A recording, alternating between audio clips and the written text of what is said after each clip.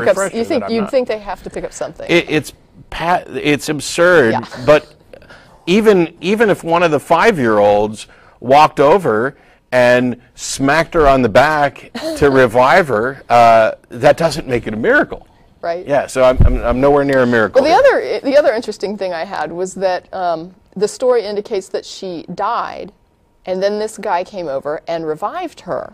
Yeah. And then later it describes her in the hospital setting. Yeah. Where's the proof of death? Right. That was my next question. Was if she's revived at the point that she finally gets competent medical person, because this man clearly is not competent. I mean, he can't pass the CPR certification that children pass, so this is not what I would call competent. And later, I was informed that he was the most medically competent person at the scene, and that, but the point is, yeah, if you have an incompetent person who fails a test, that part of that test is determining death, like going and seeing if the person is breathing, checking to make sure their pulse is going. And you don't perform CPR on somebody who's still breathing and someone who still has a pulse. Well, the most this guy could determine is that she's not breathing, not responsive. You would cannot hope he certify could do her that. dead. You could hope he could do that, but he can't pass the CPR certification Well, course. yeah. I mean, that's the thing that gets me. It's like, in my mind, I think to myself, it's ridiculous to assert that someone would forget to check breathing and pulse. Or it's ridiculous to assert that someone could fail at trying to determine if there's breathing and pulse, but I can't imagine the person that would fail a CPR training course that requires that you check breathing and pulse. But even, my point is that even if you had verified that there's no breathing and pulse, that doesn't necessarily mean they're dead. Correct. Death No, is a I very understand. difficult thing to define, and Right. as we Right. get better and better at reviving Is people, there our activity? definition... Is there activity yeah. in their brain? You know, and that's the other thing, is later he asserted that if the heart and the breathing had stopped, then all the other systems had stopped. And it's like, no, that's not how it works. The other systems shut down more slowly as the oxygen doesn't reach them. What Yeah. you've done with the breathing in the heart is that you've cut off oxygen to the rest of the person's body, which means that at that point, the other organs start to suffer. Right. When the brain goes down, then you've died. So, Speaking of brains going down, we're going to go on to the next line or so. okay. So anyway, this, so we can't say that how dead she was. We don't know how well this person could or could not have performed CPR. So the idea that someone was brought back to life under this circumstance is very mundane. Mm-hmm. There's nothing, I mean, I couldn't find any reason to think that it was miraculous after questioning the person further. So later on, she tells her mother that she has a little sister named Emily, and Emily does not exist. And this generally would be known to a 3 or 4-year-old as an imaginary friend, which is something that is also not uncommon. Children have imaginary friends. When we did the show on childhood indoctrination, I don't know if you remembered this, but one of the things we discussed is that psychologically speaking, children are thought to have these imaginary friends as a means of coping with stress in some cases. So this child nearly drowns. She goes to the hospital, and suddenly she invents an imaginary friend, which is a mechanism that a lot of children use to deal with stress. So I'm like, okay, so she comes up with this imaginary thing at a time when kids would come up with an imaginary thing like this. She insists that Emily does exist, and when she's asked who told her, she then says a lady in white in a white room. Now, I'm going to let you know, I'm going to like kind of ahead of here, that I am informed later that this 3 to 4-year-old was raised Mormon. So then I have to ask, it's like, number one, Mormon is a substantially indoctrinated religion. There's not many people that are, sort of Mormon. So you've got this child that's raised probably in Sunday school, where she gets the stories of the Bible, which are heavily involving angels, plus she's getting the story of Joseph Smith as an additional little injection of indoctrination, which means that she gets a big story about an angel that comes and tells you things and is like a magical messenger that comes and tells you things. Now, she doesn't really describe here an angel. I mean, this could be like a fairy godmother from one of her storybooks for all I know. I don't know who the lady in white is. She could easily have said Tony the Tiger told her that her sister Emily, was on the way. But she didn't. Right. She used religious imagery, and that makes it more believable. She used an imaginary religious symbol instead of an imaginary, Kellogg symbol. Yeah. And this then makes it woo. Because if she just said Tony the Tiger and later Emily was born, people would be laughing and saying, yeah, Tony the Tiger got it right, right? But because she says a woman in white, suddenly it's all Spooksville, right? And so we all are like, ooh, and the assumption, of course, is it's an angel. But my point would be, even if she described a creature with wings that said, I am an angel from God, the point is the little girl has been indoctrinated into religion already. She's heard the Bible stories as a staple, and she has heard, I would be stunned if a Mormon child had not been told the story of Joseph Smith. And actually, I wouldn't be surprised if, because it's referred to as a lady, that there weren't also people who were convinced that perhaps it was a deceased relative. Oh, potentially a great ghost, grandmother, maybe? a ghosty, whatever. Interesting. I hadn't really considered that. So the next line, keep in mind the hospital has no white rooms where she's at and the nurses weren't wearing white. To me, that was an irrelevancy, because I wouldn't think that a nurse would have come in and told her, you have a little sister named Emily. I mean, why would I think a nurse would do that? So of course I think this is the imaginative inner workings of a 4-year-old's brain, which children are extremely imaginative. You talk to a 4-year-old, they'll tell you all kinds of, can you fly? Yeah. It's like, I mean, they'll say anything. So she's got the lady in white, he tells her about the little sister. Later on, the mother's pregnant, and the little girl says, this is not Emily. It's not, it's a boy. Now, there's an implication here that I called him on a little later. I said, are you saying that the claim, this is not Emily, is indicative of a male child? Because I'm not reading it that way.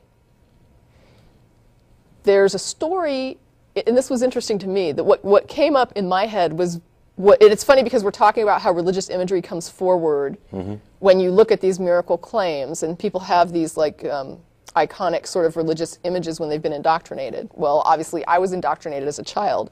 The first story that came to my mind when I was reading this and understanding the implication here being it's a boy instead of a girl was when Abraham and Sarah are told they're going to have a son.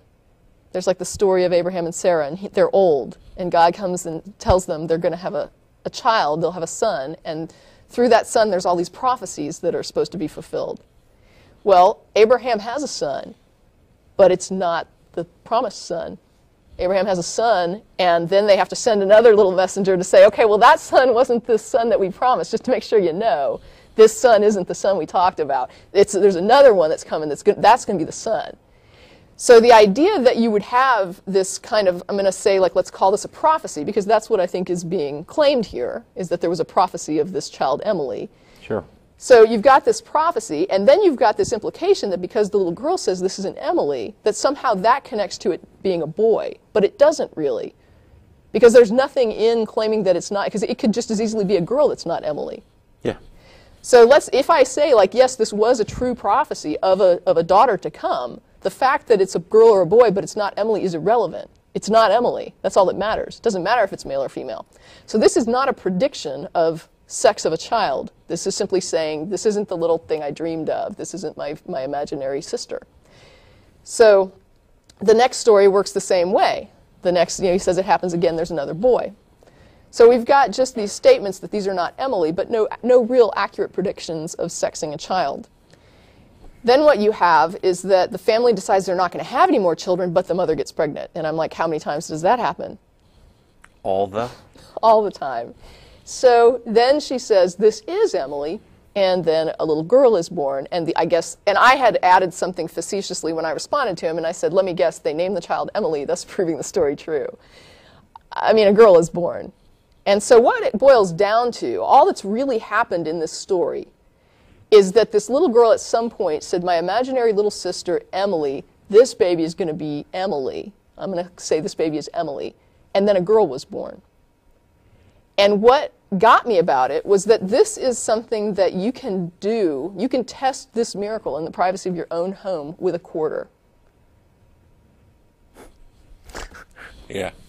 You take a quarter and you flip it, and you say, Matt, heads or tails. Matt says heads or tails, whatever he's going to say. You open it up, and if he's right, he just did what this little girl did. He accurately predicted male or female on this random. Well, I mean, we're not necessarily talking about predicting the sex of the kid on the first two. Right, you're not. In fact, so you've got this situation where, here's the deal. If, for example, the first child, the first pregnancy had resulted in a girl, I'm wondering if all of a sudden that would have become Emily anyway. And then we would have had a bunch of correct predictions, just not this one. So she predicted that she'd have a sister, Emily, and even though she got it wrong, didn't quite, maybe she was young, she couldn't have grasped that, well, you know, what was in her mother's tummy was going to be Emily. And when it came out, oh, it was Emily, and look, there was this prediction. So that would have been confirmation. Yeah, she thought the same thing would have yeah, happened if it would have happened with the second one. Right. And when her, you know, perhaps her inability to understand the pregnancy thing, or just guessing right, saying this isn't Emily in the first two cases, when those come, when you get around to the third one and she says, aha, this is Emily, she won the coin toss on the sex, and then the parents make the prediction come through by naming the kid Emily. Now, he doesn't ever say that they named the kid Emily. I did that facetiously as kind of like mocking the story. Well, if they didn't, then her prediction was not true. And so my thing is, if I, you know, you can call me twisted, but if I was the parent in this entire situation, when we had a little girl that my older daughter had said, this is Emily, I'd have named her anything but Emily. I mean, just to see if this is prophecy that's true, can we change this? Now, you know, of course, the family might just start calling her Emily as a nickname because of this traditional story. Funny. There's 19,000 different ways that all of this could have come to pass in some way that we can weave a story that seems compelling on the surface. Oh, yeah. No, absolutely. I mean, it's just so sad to me that what you've got, and then what was interesting, too, in the further discussions. Well, he starts, I mean, his question at the very beginning betrays a lot about how people think about these things. His question is, how is it that this little girl saw this lady in a white room while she was dead and then predicted the birth of her sister? Why are you asking that? Why? I mean, I don't understand how that's the question that follows this. It is very much, we've talked before about argument from ignorance, where I'm going to accept this answer as the correct answer until somebody can give me a better answer. That's a logical fallacy. Right. It is a way of reinforcing one's own delusions and accepting an answer that doesn't have sufficient evidence to support it. So he's basically saying, how is it, other than there is a God and an afterlife who manipulated this little girl and evidently let her drown and die so that she could be revived to predict an entirely trivial event? What other explanation could there be? Well, there could be lots of explanations, but why is it that you're asking for contrary explanations? And it's because they've set up a position based on a fallacy. Right. That this is the conclusion that I've had this unexplained event, or I've constructed, in this case, an unexplained event. Yeah, because honestly, and now I'm positing an explanation. I'm saying, this is my explanation for it. Can you give me a better one? And if you can't give me a better one, then by golly, I'm confident that I'm right. That's the way that works. But it's reworded a little bit later when he says, how is it scientifically possible for a child to predict the sex of a baby before doctors even do? I can do it. I can too. And I said, how is it, when I responded to it, I said, babies only come in two sexes. Now, I understand. Now, if she would have predicted a hermaphrodite and hit that, I'd be more impressed. Yeah. But, you know, in general, babies only come in two sexes during any pregnancy I've ever seen. Some people guess boy, some guess girl. How stupid would it be to assert the ones who got it right had supernatural prophetic powers? You cannot be this dumb. I would email this guy back and tell him to go on YouTube and look for Darren Brown's The System, which demonstrates a mechanism similar to this that people can use to dupe people. For example, I pick 16,000 people and I send 8,000 of them one prediction and 8,000 another prediction. And when I'm done, I now have 8,000 people who I got it right. And then I divide that in half and I send 4,000 one and 4,000 another. And when I'm done with that, I've got 4,000 that have gotten 2 right answers. Eventually, you get down to a pool of people who've gotten 6 right answers for you, and that's when you ask them to invest. They have no information about the other thousands and thousands of people who got different answers and incorrect answers. It was completely happenstance. But because they have limited access to information, they think that you're able to predict things that you can't, and therefore you can get them to invest in your scheme. And Darren Brown actually did a special on this. This is the same thing in a single isolated incident. Even if the kid was predicting the sex of the baby.